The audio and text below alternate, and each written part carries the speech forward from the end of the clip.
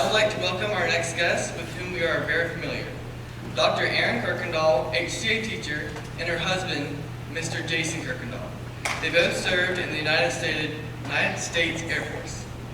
Dr. Kirkendall was a senior airman in the Air National Guard, served locally as a cyber transport troop from 2008 to 2014 with the 224th JCSS. Mr. Kirkendall was a Chief Master Sergeant and served in the Air Force Security Forces and Office of Special Investigations from 1998 to 2018. His duty stations included Robins Air Force Base, Ramstein Air Base, Savannah, and FLETC before retirement.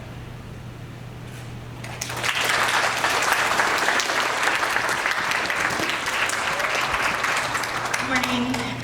My husband's a little longer-winded than I am, so I figured I'd get mine out of the way. I joined in 2008 at a time in my life when I wasn't really sure what I wanted to do. I had a semi-career, if you will. I had taught already for a year, but I felt like I just wasn't meeting, the things that I needed to do in my life. And I wasn't really sure what I wanted to do, but there was just kind of an opportunity for me to join the Air National Guard. So all of my time, my 6 years, was spent basically part-time in the military. So I went through all of the regular training. I went through basic training just like anybody else in the Air Force, enlisted, and then through technical school for computer systems. So after that, I came home and did a little bit of training at the unit, and then pretty much drilled 1 week in a month.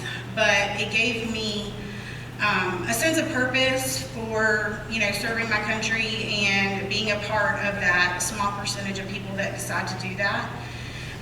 So, it really meant a lot to me. I never was active duty, so kind of to piggyback on what Mr. Hale said, that when we recognize veterans, I feel a little bit like I'm not in the same rank, if you will, as some of the other people who have served our country. But it really meant a lot to me. My mother did over 30 years. Most of her time was spent in the Air National Guard also. My dad was military, my grandparents. So it was also a family tradition for me, if you will. And it just gave me that time to learn, I went through computer systems, and that was a skill set that I hadn't had previously and have kind of lost some of it, but really enjoyed my time and met a lot of interesting people, and the world is really small, and you come across somebody that, also served or that was in, an area where you were, and it's just really neat to make those connections and to have that as part of my background. So I'm really proud of my time in. I'm really proud of everything that my family, that they've done as well. And if you ever are not really sure what you want to do, the military is always an option to help you with school or career or anything like that. So I definitely recommend it.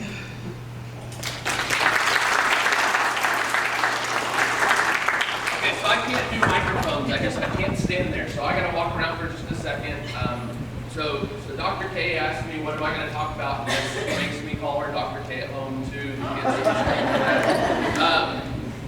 And I am not in a position where I think I can stand up here and talk about my military career. I can't do it. I couldn't do it when I retired. I couldn't have done it as I went through. I enjoy talking in front of people. I enjoy this, but not talking about me. So when I hear Mr. Hale, Dr. K, and we'll hear others talk about their military service, I think of opportunity. I think of the opportunities that I had, but even bigger than that, the opportunities that you have. You have opportunities in your life to make decisions, to point you in one direction or another.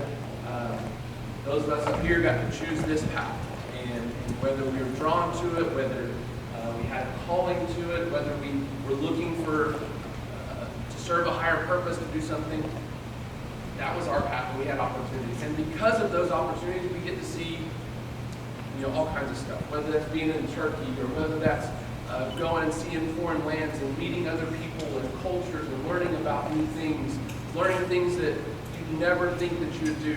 And when Dr. K talks about being a computer person, that's something that we never thought she would do. And we still don't think she does it. So it's an opportunity.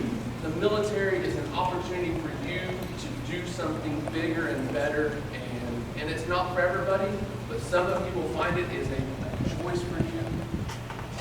But you have those same choices and those same opportunities every single day, whether it's coming here and serving a higher purpose. And we got a couple of salutes to the Bible this morning to serve that higher purpose.